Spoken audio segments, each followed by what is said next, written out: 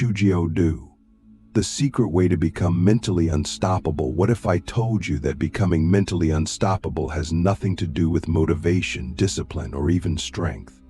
What if the key to mastering your mind wasn't about adding more but taking away? For centuries, seekers of truth across the East and West have explored the razor's edge between the mind's chaos and its clarity.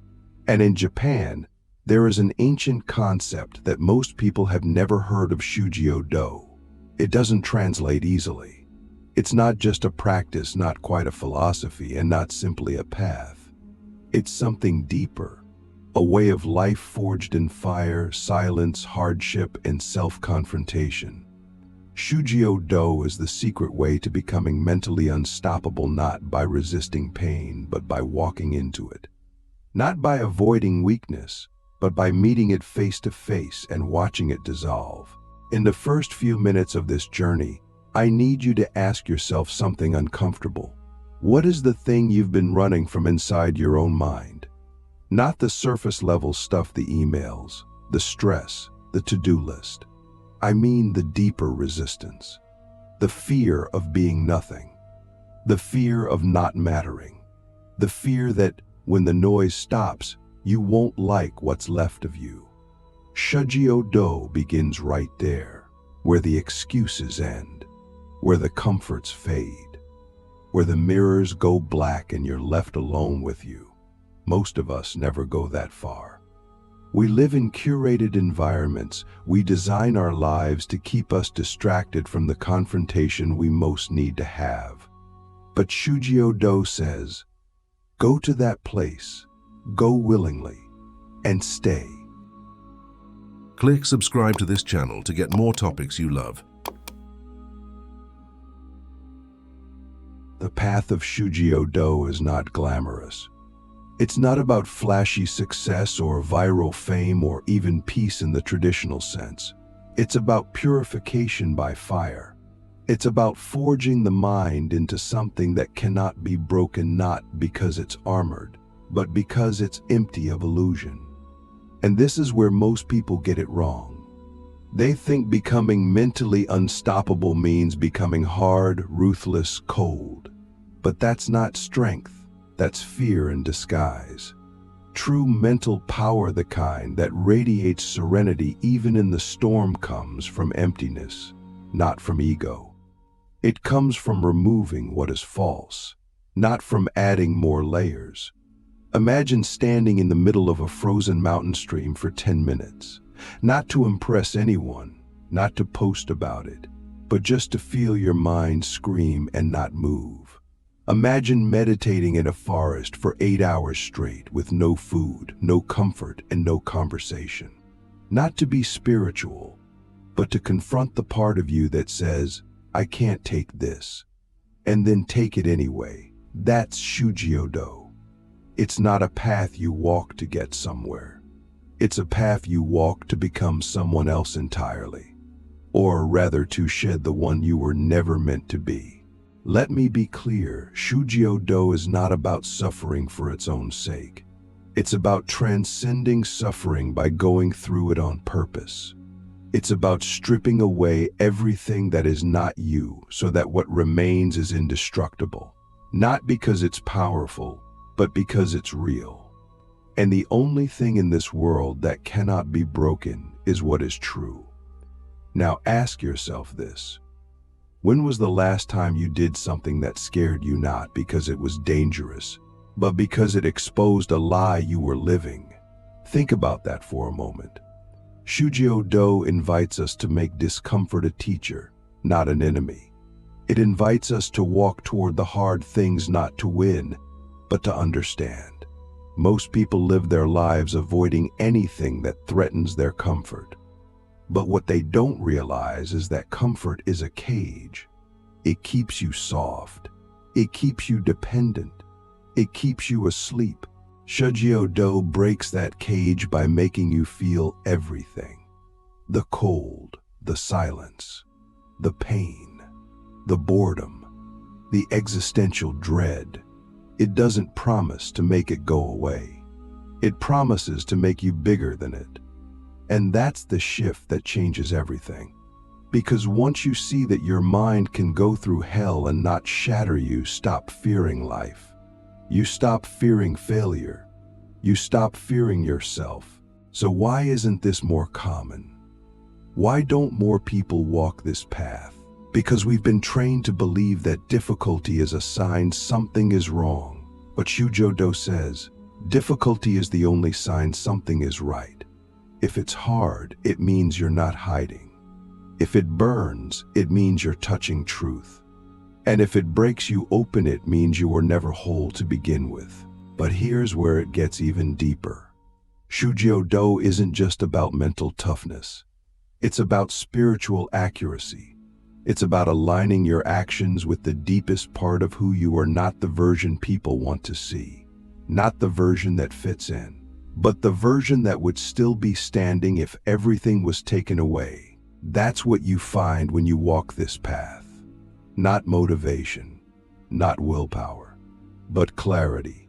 The kind of clarity that cuts through all illusions and says, this is who I am, and nothing can shake that. So I'll leave you with this question before we go deeper. If you lost every distraction, every comfort, every person who validates you, what would be left? And could you sit with that version of yourself in silence? For an hour? For a day? For a lifetime? That is the doorway to Shugyo-Do.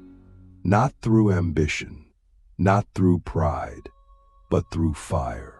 The discipline of disappearance. Why letting go of identity is the core of mental invincibility. At some point on the path of Shugyo-Do, something strange happens. You begin to dissolve, not physically, of course, but psychologically. The titles you once wore like armor start to fall off. The labels, the stories, the narratives you've clung to your entire life, student, leader, failure, genius, victim, survivor, all of them begin to feel hollow, like echoes in an empty room. And in that moment, something in you panics. Because your identity, even if it was painful, was familiar. It gave you shape. It gave you an explanation for why you were the way you were.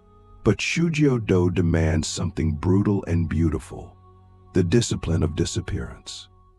It asks you to let go of everything you think you are, not to become nothing, but to finally touch what's real beneath the masks. This is the part of the journey that separates those who dabble from those who transform. Because letting go of your identity feels like dying, and in a way it is. It's the death of your image, your persona, your need to be understood. And that's terrifying. We all crave recognition. We want to be seen, remembered, validated. But Shugyo-Do says, until you are willing to disappear, you will never know who you truly are. Because the real self doesn't need recognition. It doesn't need applause. It doesn't even need to be known. It just is. And only when you stop performing can you finally meet that self. Now let's be clear, this isn't about rejecting who you are. It's about realizing that most of who you think you are was built to survive, not to thrive. It was built in response to trauma, to expectations, to culture, to fear. You became the strong one, the smart one, the quiet one because it kept you safe. But now, those roles are cages. And Shugyo-Do was about breaking every single one of them. Not through rebellion, not by force, but by withdrawing your belief in the illusion. That's the real discipline, not the ice baths, not the fasting, not the hours of silence. The real discipline is watching your identity dissolve and not clinging to it. Think about this. How many of your goals are tied to who you think you're supposed to be? How many of your habits, your ambitions, your relationships are rooted in the fear of losing your image? We say we want freedom, but we rarely ask, freedom from what?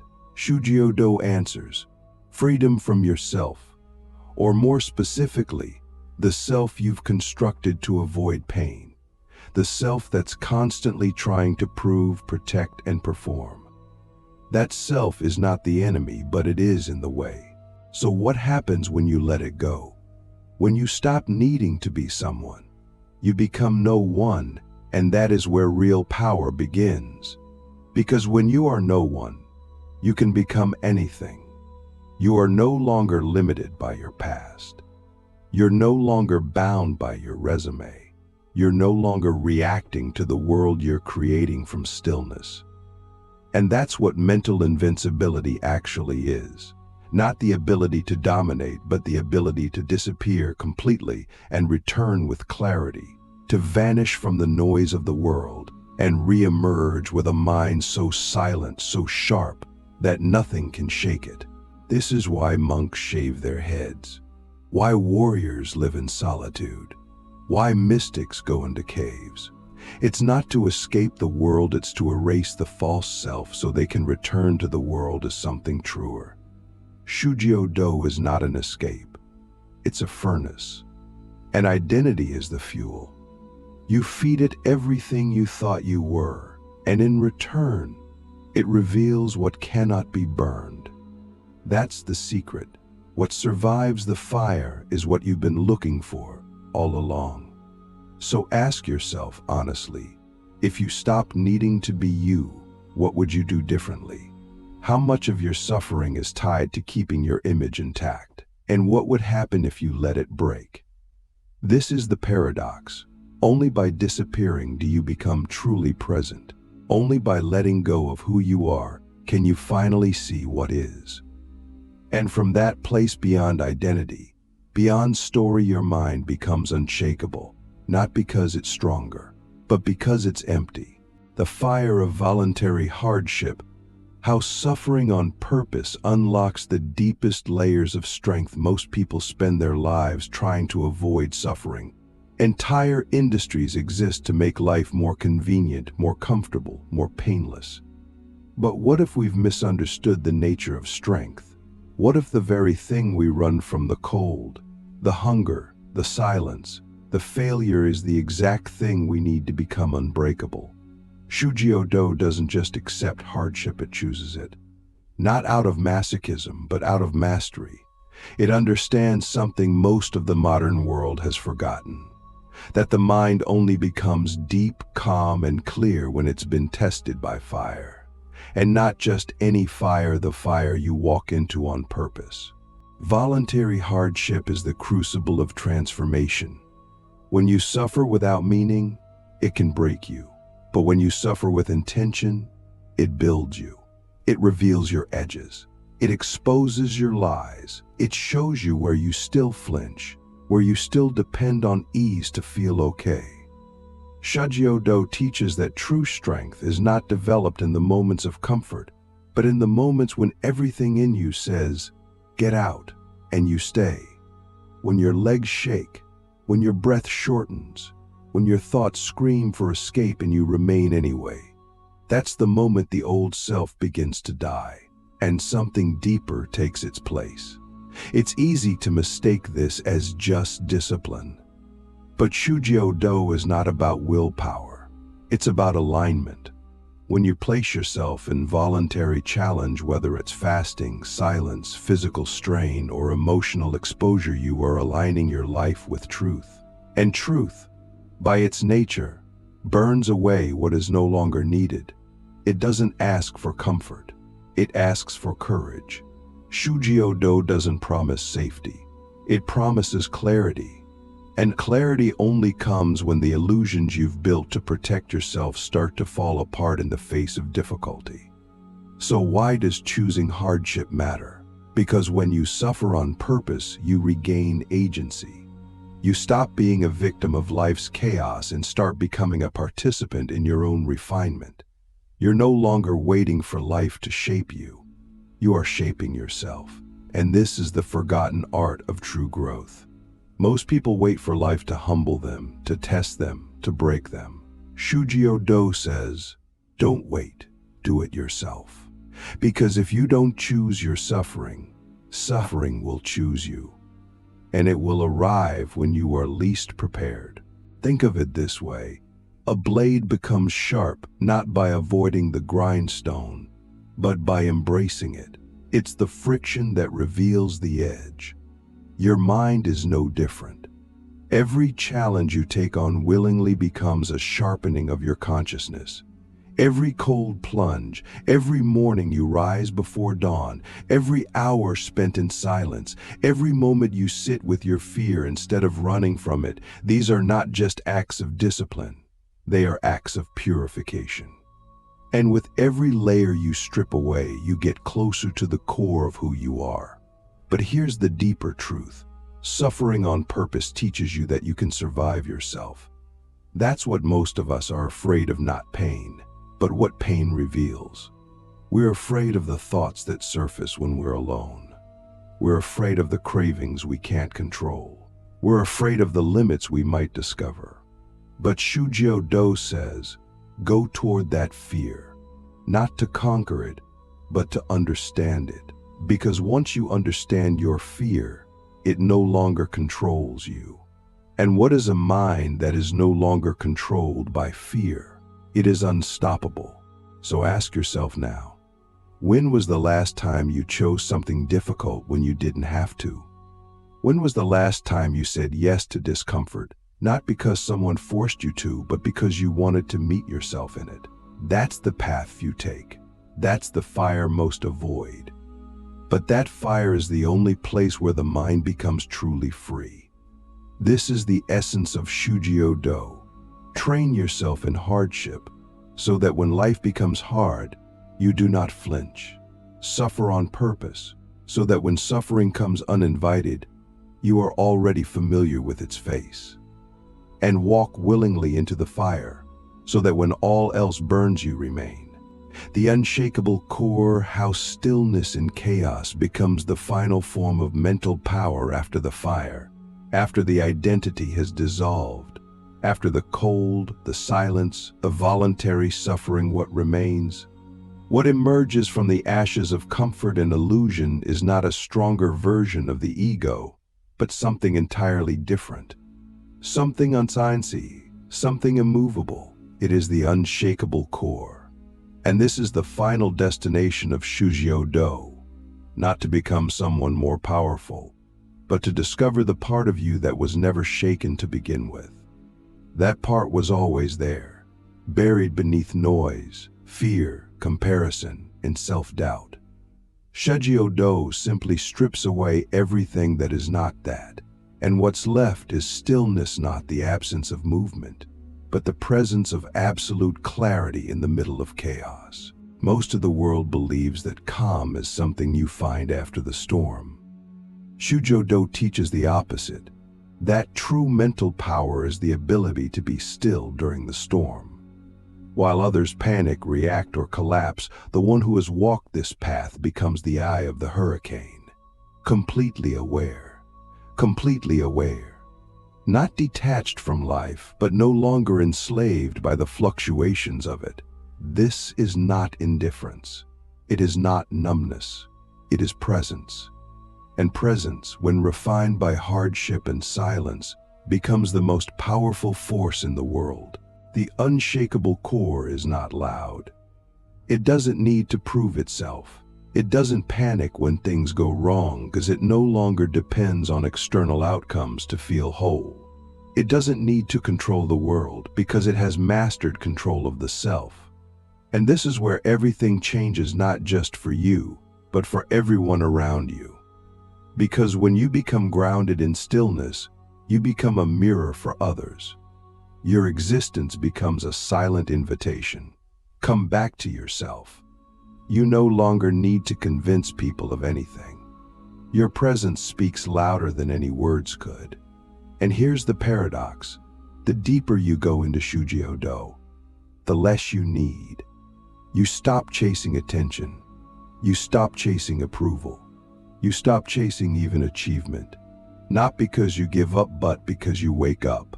You begin to act not from lack, but from overflow. Not to become someone, but to express what you've already found. You serve, you build, you create. Not because you're trying to fill a void, but because your cup is full, and now it spills naturally into the world around you. But this stillness must be earned. You cannot fake it. You cannot buy it. You cannot read about it and hope to embody it. You must become it. And that becoming happens through the path we've walked together, through voluntary hardship, through the death of identity, through the fire of discipline, and most importantly, through the willingness to sit in the middle of chaos and ask yourself, can I stay here without needing to escape? So let me ask you one final question. What would your life look like if chaos no longer controlled your state of mind? What would happen if you no longer reacted to every emotion, every insult, every fear, every failure? What would you be capable of if your inner world remained unmoved, no matter how loud the outer world became? That is the power of the unshakable core. It doesn't make you superhuman. It makes you real. It makes you someone who cannot be manipulated, cannot be distracted, cannot be broken, because you've already met every part of yourself and made peace with it. You've walked through your own darkness and come out the other side, not with more armor, but with less illusion. This is Shugyo-Do, the secret way to become mentally unstoppable. Not through dominance, but through disappearance. Not through status, but through stillness. Not by becoming someone new, but by remembering who you were before the world told you who to be. And when you arrive there, truly arrive, the world no longer decides your value. You do.